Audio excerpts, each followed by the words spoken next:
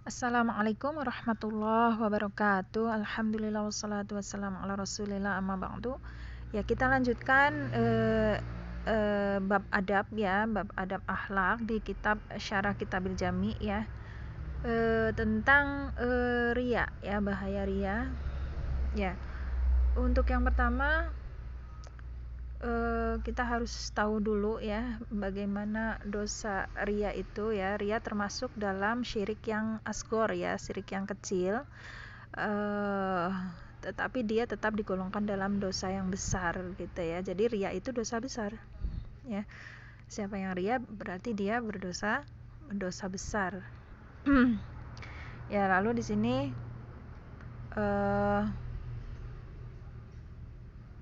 kita masuk ke bab hinanya orang yang riya ya. Ya, di sini hinanya orang yang riya ya. Allah berkata kepada mereka tatkala Allah membalas amalan manusia dengan balasan, pergilah kalian kepada mereka yang dahulu kalian cari muka terhadap mereka. Perhatikanlah apakah kalian akan mendapati balasan dari mereka gitu ya. Jadi nanti di akhirat orang yang riya itu akan dihinakan Allah ya, dengan Allah berkata pergilah kalian ya ke orang yang kalian cari muka gitu. Apakah kalian akan mendapat balasan dari mereka gitu ya. Itu ancaman hinanya orang yang riya ya. Itu di akhirat. Lalu berikutnya Al-Baqarah 264 ya. Wahai orang yang beriman, janganlah kalian merusak sedekah ya. Janganlah kamu merusak sedekahmu dengan menyebut-nyebutnya dan menyakiti perasaan penerima ya. Ya, jadi kalau kita bersedekah jangan menyebut-nyebutnya ya. Bahkan menyakiti si penerima ya. Seperti orang yang menginfakkan hartanya karena riya kepada manusia dan dia tidak beriman kepada Allah dan hari akhir. Perumpamaannya orang itu seperti batu yang licin, di atasnya ada debu ya. Kemudian batu itu ditimpa hujan lebat, maka tinggallah batu itu licin lagi. Mereka tidak memperoleh sesuatu apapun dari apa yang mereka kerjakan, dan Allah tidak memberi petunjuk pada orang kafir. Ya, jadi orang yang riya telah menipu orang-orang di sekitarnya. Orang-orang melihatnya seakan tulus, rajin sholat, rajin puasa, rajin sodako, rajin dakwah. Seakan-akan dia calon penghuni surga, ya, karena amalan dia pasti mendapatkan ganjaran yang besar. Tetapi ternyata dia menipu orang-orang di sekitarnya. Ternyata dia menyembunyikan riya dalam hatinya. Ya, dia menipu orang lain dan juga menipu dirinya sendiri. Amalan yang dia lakukan seakan-akan tanah yang bisa menumbuhkan tetumbuhan. Ya, dia menipu orang lain dan juga menipu dirinya sendiri. Amalan yang dilakukan seakan-akan tanah yang bisa menumbuhkan tetumbuhan. Ternyata tanah tersebut tidak subur sama sekali, hanya fata morgana yang ada di atas batu yang licin. Begitu terkena hujan yang deras, tampaklah hakikatnya, ternyata tidak bisa menumbuhkan apa-apa. Itu ya, jadi tanah yang seakan-akan tanah yang bisa menumbuhkan tetumbuhan ya, padahal tanahnya gak subur ya. Demikianlah orang yang riya pada hari kiamat, Allah akan membongkar hakikatnya. Nah, ini penting, yang sangat penting, yaitu bentuk-bentuk riya ya. Kadang kita tidak tahu, dikira nggak riya ternyata riya gitu ya. Perkara yang membuat Rasulullah sangat mengkhawatirkan riya menimpa umatnya adalah karena pintu riya, hal yang menimbulkan riya itu sangat banyak ya. Riya bisa muncul dengan berbagai bentuk, di antara yang disebutkan oleh para ulama tentang bentuk-bentuk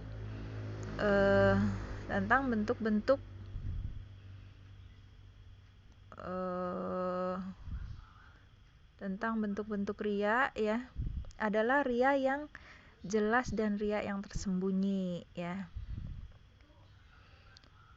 Ya, jadi riya itu dibagi dua, ada riya yang jelas, ya, ada riya yang tersembunyi.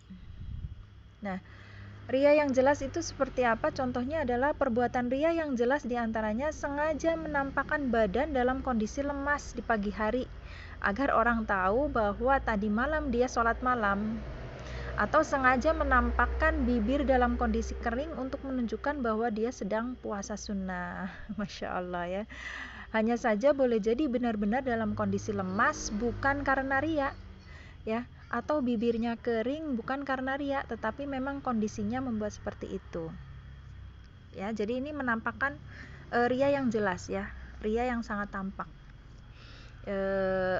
terlihat gitu, ya, dari kondisi badan lemas dikira puasa, dikira sholat malam, ya, gitu, bibir kering dikirain puasa gitu.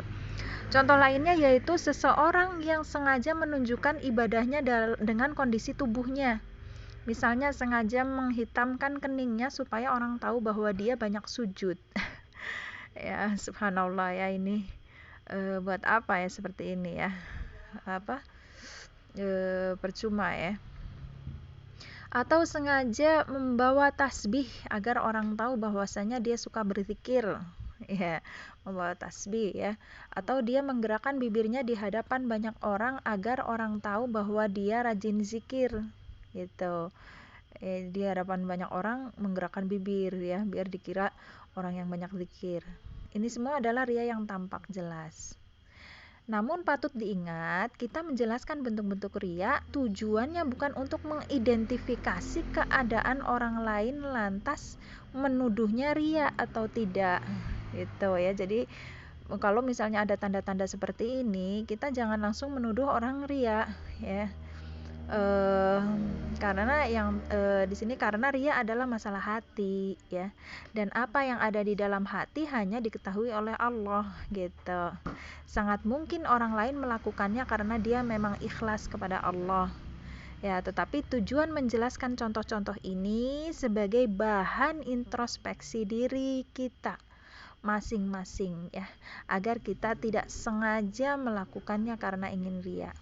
Ya, jadi ini contoh-contoh riya, ya, yang perlu kita perhatikan, ya, agar kita terhindar dari riya ini, ya. Lalu terus luruskan niat dan juga tidak boleh menuduh orang lain dengan riya, ya, gitu. Kita harus selalu husnudzon kepada orang lain sesuai zahir yang ada, gitu. Jangan sampai kita memvonis atau menuduh orang lain, ya, karena riya ikhlas itu masalah hati, hanya Allah yang tahu, ya. Ya, nomor 2 adalah riya yang tersembunyi. Ini adalah cara halus dari setan untuk menjerumuskan seseorang ke dalam riya, ya. Di antara contohnya seperti seseorang yang menceritakan kejelekan orang lain. Misalnya, dia berkata, si fulan itu bakhil, atau si fulan itu malas sholat malam, sehingga orang yang diajak berbicara tersebut akan beranggapan bahwa dia tidak seperti, ya, dia tidak seperti si fulan, ya. Dia tidak seperti si fulan. Dia mengatakan bahwa si fulan malas sholat malam, tidak pernah sholat berjamaah, ya. Setiap sholat subuh tidak pernah kelihatan, ya. Namun sebenarnya dia bermaksud riya, ya. Jadi untuk menunjukkan bahwa dirinya rajin sholat malam, rajin sholat jamaah, sholat subuh selalu jamaah, ya. Jadi dengan kalimat seperti ini, dengan menjelek-jelekan orang lain agar mensucikan dirinya, gitu, mensucikan dirinya sendiri dalam kalimat tersebut, ya. Orang yang mencela saudaranya seperti ini dalam rangka riya terjerumus ke dalam dua kesalahan, ya. Jadi yang tadi berkata si fulan, si A itu malah sholat malam, malah sholat jamaah, gitu, ya. Jadi dia terjerumus ke dalam dua kesalahan. Pertama, dia telah melakukan dosa besar karena menggibah saudaranya, ya. Menggibah saudaranya di situ. Bahkan mungkin bisa jadi memfitnah kalau memang kenyataannya enggak, kan, gitu, ya. Jadi tujuannya hanya untuk mensucikan dirinya ya, kebalikannya gitu ya. Jadi dosa besar pertama adalah dia menggibah saudaranya ya, saudaranya menjadi korban dalam mengangkat dirinya ya. Yang kedua, pendengar akan memahami bahwa orang ini tidak seperti orang yang dia celak ya, dan inilah ria terselubung ya. Jadi yang mendengarkan kan pasti akan memahami bahwa oh berarti kamu ini nggak seperti dia ya gitu ya. Ya, jadi ini ria yang terselubung ya. Jadi hati-hati ya dengan seperti ini ya. Contoh ria terselubung lainnya, menceritakan kenikmatan dunia secara berlebihan yang dia dapat. Misalnya dia berkata, alhamdulillah saya dimudahkan oleh Allah mencari uang gitu ya. Alhamdulillah saya dimudahkan Allah mencari uang ya. Bersyukur kepada Allah merupakan hal yang baik, bahkan harus. Akan tetapi, jika kita menceritakan kenikmatan, dimudahkan mendapatkannya, dan lain sebagainya karena ingin menunjukkan seakan-akan kita orang solih, ya, seakan-akan kita wali atau kekasih Allah, ya, sehingga dimudahkan olehnya, maka hal ini juga merupakan perbuatan riya, ya, gitu ya. Jadi kalau kalimat tersebut meniatkan agar orang-orang memuji dia bahwa oh dia ternyata orang soleh karena mudah dalam mencari uang gitu,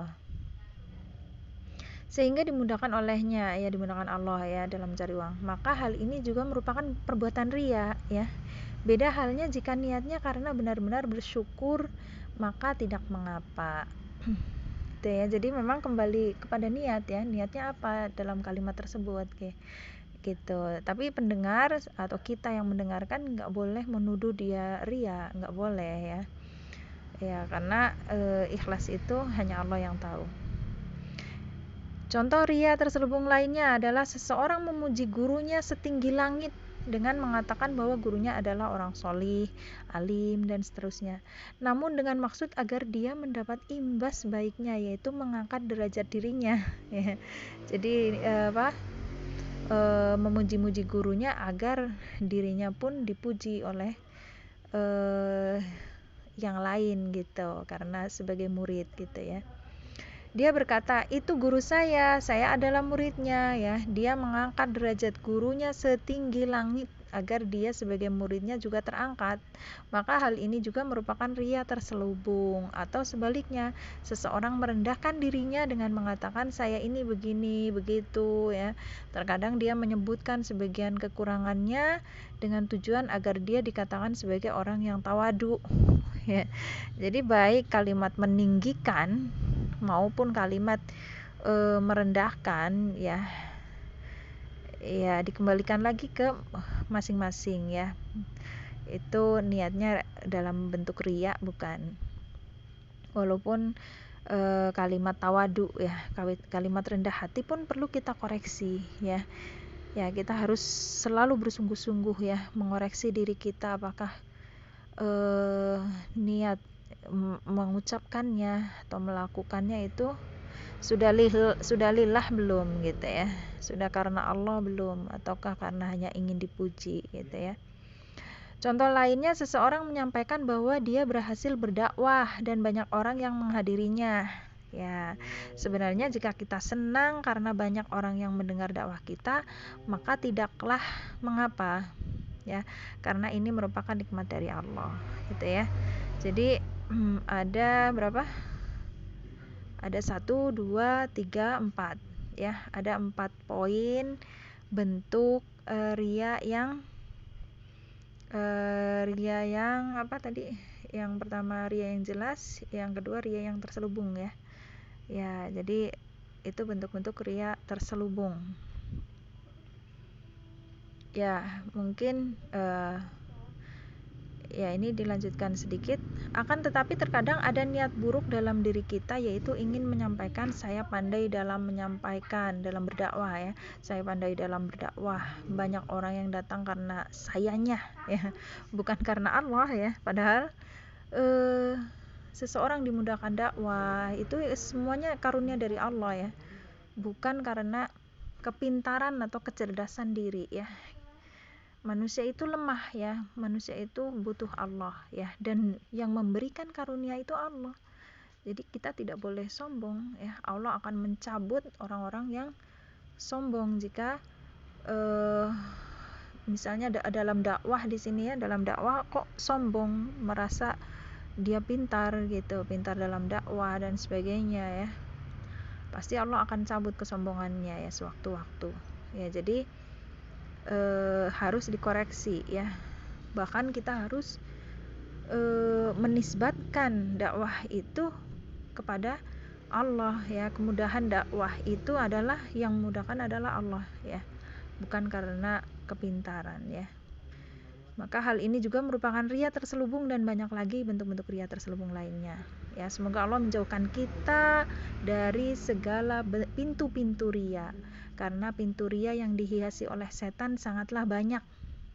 Hal inilah yang menyebabkan sangat mengkhawatirkan orang-orang solih terjerumus ke dalam riya ya. Jadi ini ringkasannya, bentuk riya ada dua, riya yang jelas dan riya yang tersembunyi ya. Ya, kita harus ya nanti akan diberikan tips kiat-kiat agar terlindung dari riya. Ya, ini yang ini tentang dosa riya dan bentuk-bentuk riya gitu ya. Ya, semoga kita dijauhkan dari bentuk-bentuk riya seperti ini ya. Semoga kita selalu diikhlaskan amal kita untuk Allah ya, dan diterima semua amal kita ya. Allahumma amin. Barakallahu fikum. Assalamualaikum warahmatullahi wabarakatuh.